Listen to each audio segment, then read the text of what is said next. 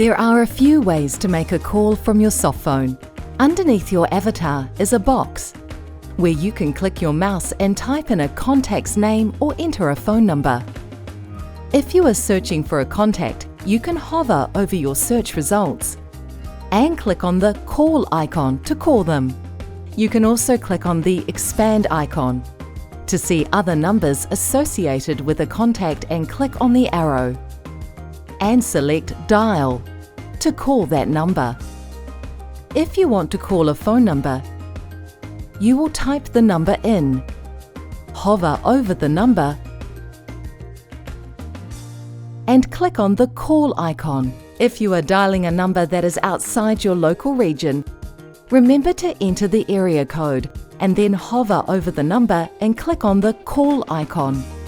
If you are dialing an international number, enter the international code, as example 0061, then the number. Hover over the number and click on the call icon. You can also hover and dial from your favorites using the call icon or from your call history by pressing on the call icon next to the entry you want to call.